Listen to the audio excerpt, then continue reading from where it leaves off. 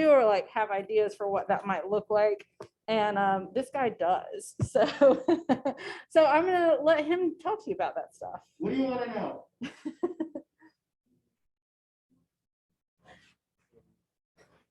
First, I want to know like what career. At first, it was to become a teacher, a band director more specifically, somewhere around maybe being a sophomore or junior in high school. That's when I sort of got the itch to become a band director. I had a very good experience in my high school band, and so I sort of thought, going to teaching. At that particular time, I really had no thoughts of being a performer for it. It's all about enjoying watching my band director stand in front of students. And the whole band geek experience. So I went to school. Actually, I went to the wrong school for music education. I went to Berklee College of Music. Wow. Which is the wrong school to go to, love them to death, if you want to be a music teacher. That's not necessarily the place to go. And I'm just being real about it. If you go to Berklee, you're going there to be a performer or maybe a songwriter or music production and engineering, music synthesis. If you're going there, you're going there to do something in the industry other than teach. That's just how it is. And it's so widely known like that, that my first day in class, I was in an ear training class, and we went down the line and our teacher said, I need you to tell me what your name is, where you're from, what instrument you play, and what your major is. And everybody's going down the road and they're all like, blah, blah, blah, I play drums, I'm a performer. Blah, blah, blah, I play guitar, I'm a performance man. Blah, blah, blah, I play this, and I'm a music production and engineer, ME, that's what we call it. Everybody down the line, they get to me. Charlton Singleton, I'm a trumpet player from Allendale, South Carolina, and music education is my major. And I swear it was a gasp in the room. And one guy even looked down the line and said, really, seriously, you want to be a teacher? And I said, yeah. And so that was just the thing that I quickly found out. I did grades, everything, but at the same time, I knew that for what I wanted to do, to be a middle school or a high school band director, I needed to go to a regular school that had some more opportunities that I thought would have been better for me education-wise. So I ended up at South Carolina State, and I got my degree there. And actually, my degree ended up in performance. However, in the state of South Carolina, they have this program. I don't know if is it still PACE? Mm-hmm. PACE. So they have the PACE program, and the PACE program basically allows you to start teaching, and if you don't have an education degree. And this program is designed in order to basically get teachers, because so many times you have people that are experienced in a field, but they don't have an education degree, and so they basically just got rid of that sort of fine print that you had to have an education degree.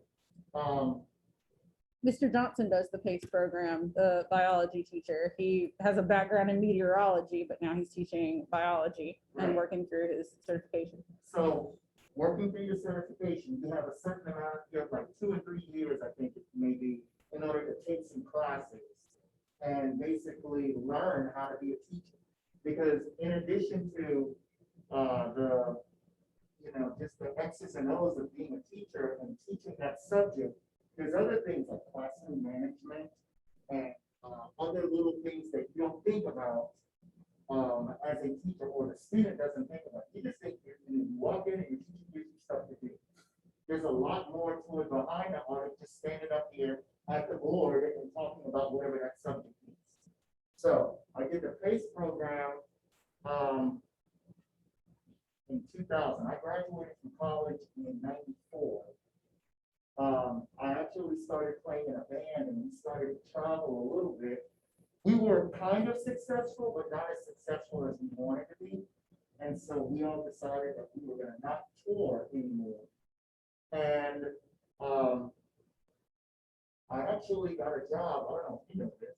I actually got a job working at the post office. Got a job working at the post office because needed income. And the post office had a good, solid job. It eventually would come with benefits and everything. So I started working there. About 6 weeks into that, I was at a concert. Went to Baxter was doing a concert. And I was sitting there and he walked over to me. I wasn't performing. He said, I want you to meet, we had a mutual friend named Mike. He said, this is Mike's mom.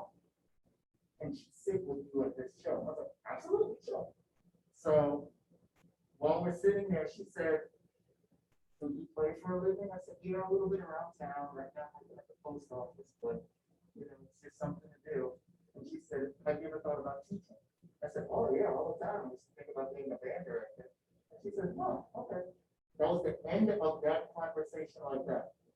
The next day, Quentin calls me and he said, Miss Rose is gonna call you. He sounds frantic on the phone. Miss Rose is gonna call you. I'm like, who? He said, Miss Rose. I don't know anyone named Rose. He said, you sat with her yesterday. It's like, oh, okay. What's going on? She's gonna talk to you about something about teaching. As soon as he said that, she called me. And I picked up the phone and she said, are you serious about being a teacher? I can get you a teaching job right now. Wow. And I said, sure, but I honestly wouldn't know where to begin. And she said, that doesn't matter. They got a program called PACE. We can figure it out. You need to go down to the Dorchester District 2 office, be there on Wednesday. This was a Monday show.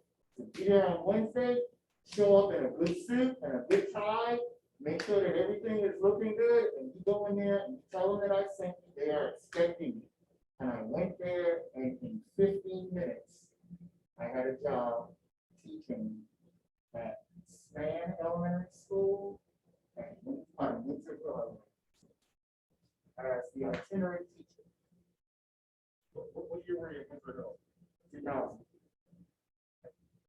Justice, all that Winterville felt too. You had Mr. Dan, Yes. John Dan. Yes. That's what I meant, yeah. Did you have, who was your principal? He hired. Jim Atkins. To this day, every time I see him, sometimes he works out at the gym with me. Yeah, I see him all the time. I ended up at 4. Yeah, I was fifth grade and then we came to 4. I was over there. Yep. Mr. Atkinson and Miss Mary, she was the assistant. Yeah, Mary, she She just retired not that long ago. And then also Mary Davies, and then also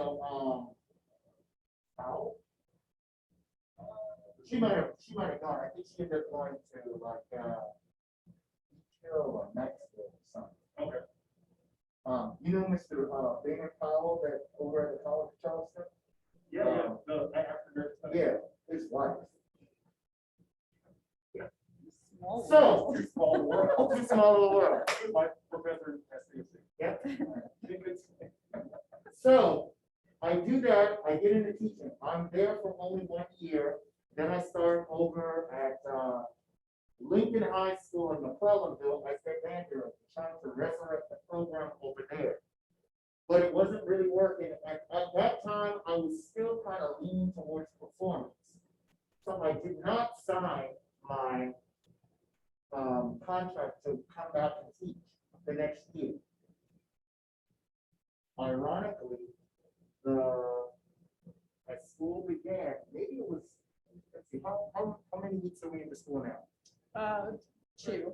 2? Yeah. Maybe about a month into school, I got a call from a lady that worked with me in this space program from CCSD. And she said, I know you're doing great.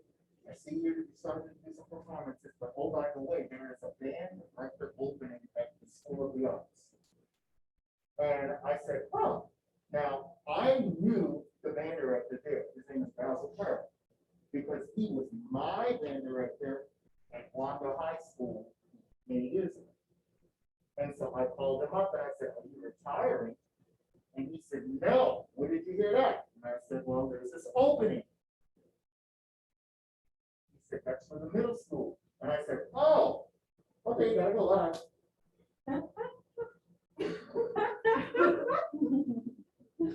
I didn't want to teach. He called me back after, literally I avoided him for about a week. So 2 weeks. I really avoided it. And finally, I'll never forget this. This is the power of your spouse, right? It's the true power. We are watching the news, and there's a commercial that comes on, and my wife grabs the remote, and she hits pause and mute, and she says, tomorrow, you're going to pick up the phone, and you're going to call Basil Kerr, and you're going to set up an appointment for them to go and interview you, and you're going to take that job.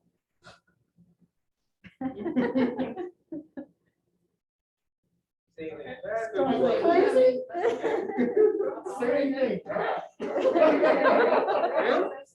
I had no response. No. I think she was pretty clear.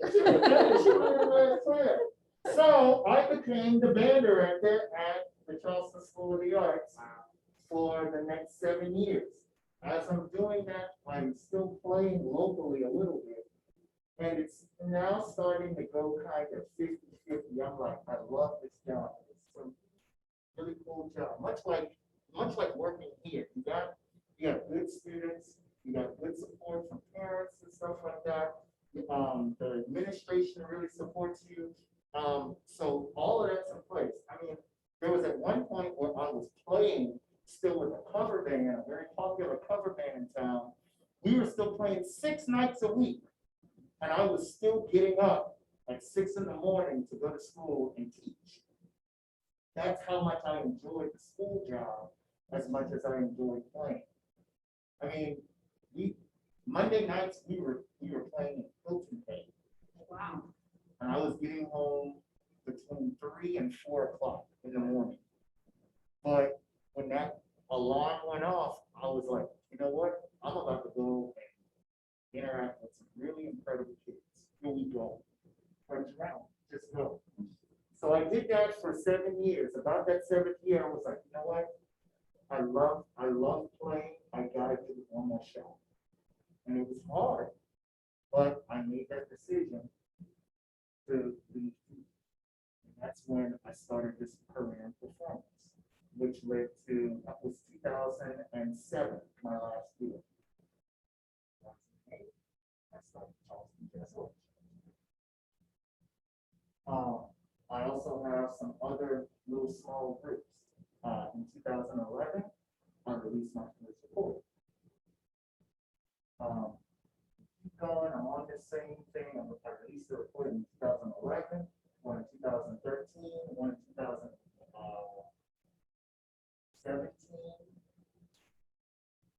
And in 2015, some friends of mine decided that we were going to get together and put together this band and play the music of the Low Country. And that was the beginning of my I actually went to see them. Really? Yeah, How'd you like that? it was pretty good. That trumpet player sucked. So it's the ranking thank you that you were a part of.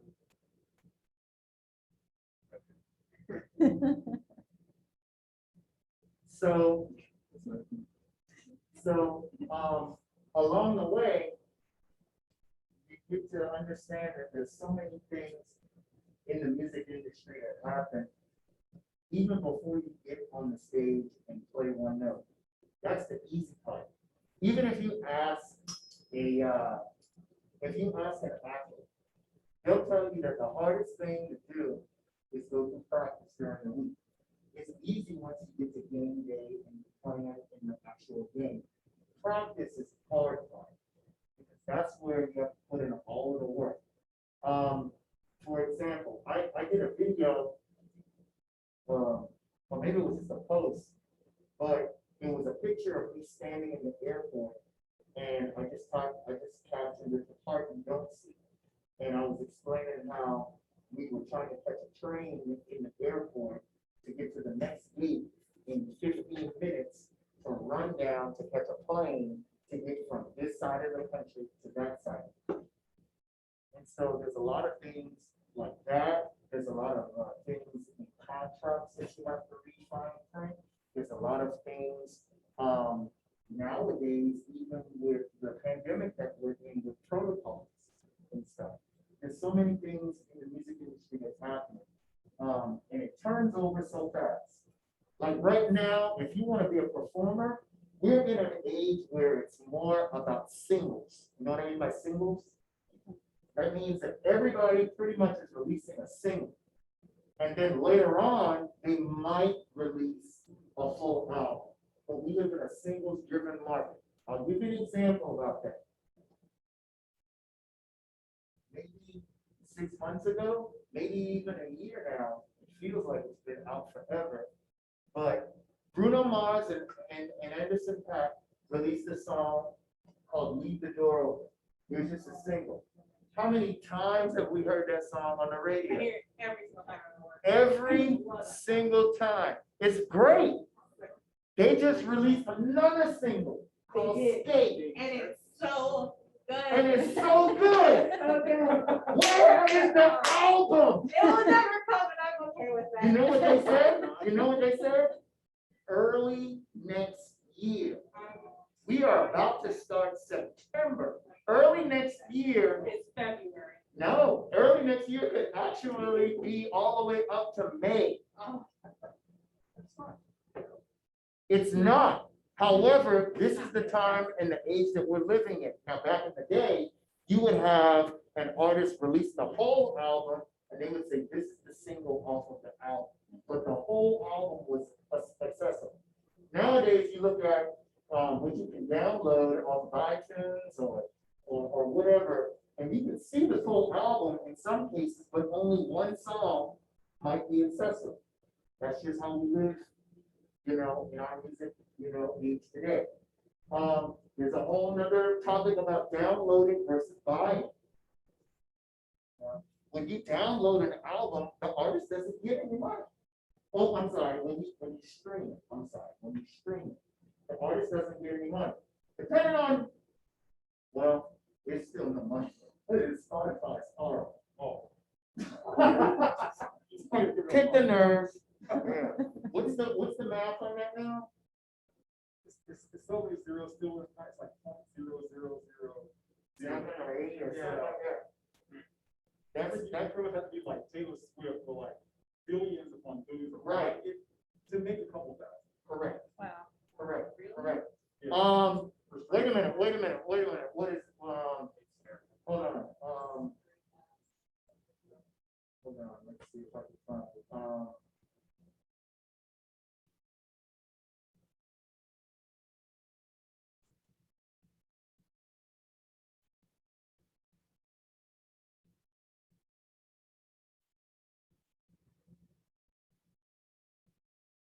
I'm gonna read this to you. Now, actually, you read it to them. Okay. Y'all remember the song Happy? Yo, that's how they play so much. I learned that song in fifth grade for a concert I never even went to. Listen to this. Read that. Pharrell made only $2,700 in songwriter royalties from 43 million plays of Happy on Pandora. Oh my God. Wild. Wow. I didn't make that I in literally 2 months. couldn't go. That's streaming. Oh my gosh. That's streaming. Now, the alternative to that is something that musicians do like. It's Sirius satellite radio. Sirius satellite radio pays you a lot more than that because it is driven by subscription. So people are paying into that. Okay? And so one play on Sirius gets you probably $15 or something like that, which is light years more Yeah. than Spotify or any of those other things. but that's part of the business. Now, another career in business is being an entertainment lawyer. There are people that specifically practice that type of law, just like you have people that only deal with real estate law, people that only deal with prosecution, people that only deal with defense, people that only deal with business, people that only deal with liability, people that only deal with insurance. There are people that only deal with entertainment. And they're the ones that, if you have a manager that's or you have a team or something, and somebody gives you a contract for something that's big or whatever have you, they're that lawyer that's gonna comb through it and say, nah, I don't know about that. I'm gonna look this one over. I don't know about that. You know. So that's another career in. You can be, let's go back to production and engineering. Production and engineering. Somebody's gotta record it. Although nowadays you have a lot of artists that record their own things, you still have those people that are in these large studios that actually handle the physical part of putting out microphones, sitting behind the board and saying, rolling, and they record it and they make it sound all pretty. You have people that are mastering. When you master a song, do you understand what mastering is? Well, I understand it. Mastering is make it to where, from my understanding, make it to where it's better audio quality among various sources. So Right. From a laptop to a radio, to a car radio, Yeah. to an iPhone. It just so happens that there are mastering, they call them mastering engineers. It just so happens that we have one of the world's best mastering engineers in the city of Charleston. You know Lotto? Yeah. Yeah. This I guy, know, I was supposed to work with him, but whenever he gives the best, and his rates represent that, he gives the best. So I get a chance to work with him, but I know him. Lotto Miller.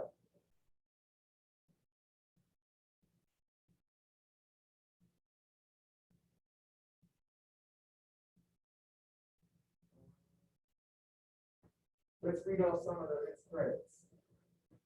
Anybody ever heard of a band called AFI? Yes. Slave, I have. Beastie Boys, Andre Bocelli, Oh, Johnny Cash, Celine Dion, what? Manny Ferguson, Julio Iglesias, Michael Jackson, Metallica, Oasis, Frank Ocean, Rage Against the Machine, Red Hot Chili Peppers, Shakira, System of a Dawn, Prince, A Tribe Called Quest, Lil Wayne, Weezer, Kanye West. Wow. That's partial. Yeah, Yeah, we right. were the first people who were like, They're whatever. not so impressive. Oh, my Shakira. What? Oh, wow. So there's that job in the industry. There's also being a songwriter. I know songwriters that are multi-millionaires. You probably never, they could live next door to you and you will never know. Unless they got a really fancy house or something like that. But other than that, you would never know. Here's how you make songwriting money. You write it, you can either sell it outright to an artist, or you can get royalties off of that song. You can negotiate your deal. Now, he's not necessarily the most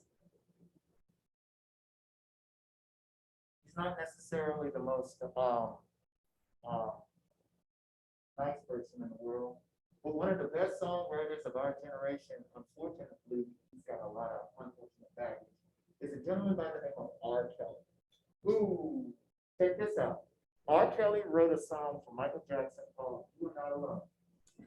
He sold that song to Michael Jackson, I think, for a cheap price of $75,000. That's it. But I think he still got royalties on the back. Now let's think about this. Let's put into play the whole thing about let's say for every time that song gets played, or even back then it was more about soul, because this is before we had streaming like we do now. So you would get paid like per, how you sell your CDs. So let's say you had a good deal. And a good deal is if you get 10 cents for every sold CD. That's a good deal. 10 cents. That CD probably sells, I don't know, 10 million copies. What's the math on that? Didn't want to put you on the spot like that, but that's how you get paid as a songwriter. And a songwriter, like I know some songwriters that live in Nashville. And a day for a songwriter is like, get up, you have a session from like maybe 9 o'clock to noon. You have lunch, and 1 o'clock you come back and maybe do another songwriting session from 1 to 4. Go to dinner, then you might have like a 7 to 9. And that's your go, or 6 to 9 or something like that. But when you're doing that, sometimes it could be you and one other person, sometimes it could be a room full of people like this. When you sit around and you basically brainstorm about writing songs, now if all of you will come up with it, then all of our names are gonna be, on this song. I've got a friend, you play with Patrick. Yeah. Patrick Davis. So Patrick Davis wrote this song and it got picked up, or he wrote it with like 7 people. They had a songwriting retreat where they went to some exotic location and they sat around and wrote a bunch of songs. And Jimmy Buffett, anybody Yeah. know Jimmy Buffett? Jimmy Buffett picked up this song and put it on his album. So every time Jimmy sells that recording or sells that album, then Patrick and all of his boys that he wrote that song with, they get a little slice of nothing or something. Every quarter, use a quarter, every 4, whatever the math is, every 3 months, 4 months, or whatever have you, they get a royalty check. And your royalty check is going to be the accumulation of whatever you have written, whatever has been played for you, whatever has been sold, or whatever have you, and they're going to send you this check. That can be outside of some other deal you have, but anybody ever heard of ASCAP? It's an acronym. Or BMI. BMI and ASCAP are the people that basically look out for your recordings and things like that. You register them. So if you get a compact disc or something, and at the bottom it says the little C, the little copyright, blah blah blah. Like my publishing is Beehive Music. So when I release something, it'll say copyright Beehive Music 2021. And so BMI handles all of, they make sure that anytime somebody plays or anytime somebody wants to use some of my material or whatever, they keep up with it and then they send the money later on every quarter, right? There's a job in that, okay?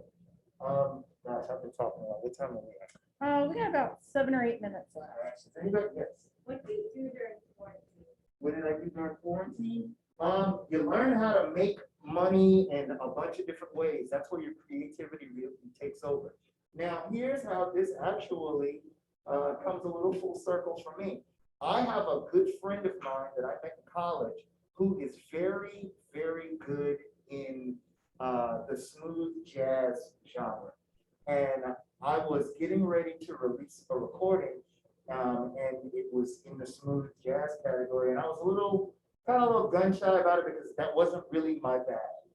And so I sent it to him and I said, what do you think about this? And he says, oh man, you got to get that on the radio, like ASAP. And I said, well, that's a little easier said than done. And he said, I want you to call this person who is a marketer and talk to them, send them the song, and maybe, they can get you, get it placed or something like that. Luckily, this is really beginner's luck.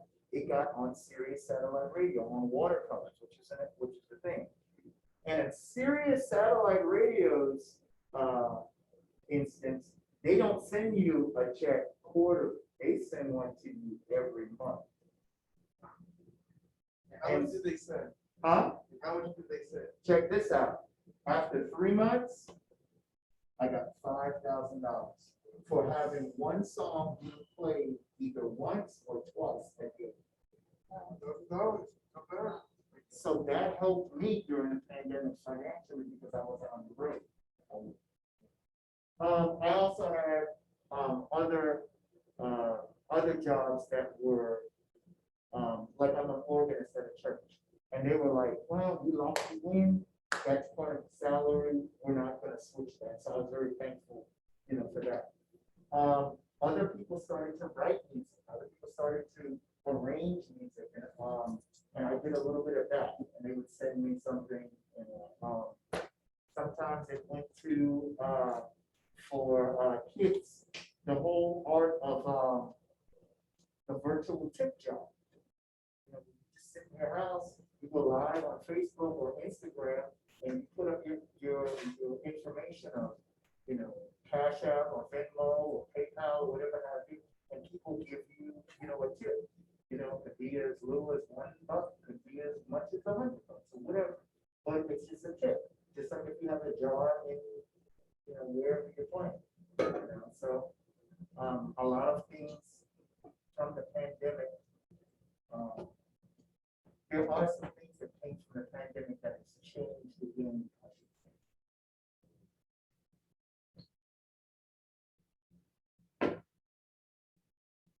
Any other questions? It's far away. LeBron, did you have one? I thought about like, well, when you make those money, do you put in your savings immediately or how you do it? It just depends on your particular situation. Oh, for God's sake, Cece, God, You put that in your savings, like, do you have it in your pocket or what? Is he the one, one right here, man? I always ask that because like my first day, so going back to when I taught school, my first day of school class, I had a kindergarten class that came in, and I ended up getting into an argument with this like 5-year-old. It was unbelievable. They all walked in and they sat down in their chairs, and their teacher, said, all right, I'll be back. Walked out, and I said, good morning, everyone. My name is Mr. Singleton.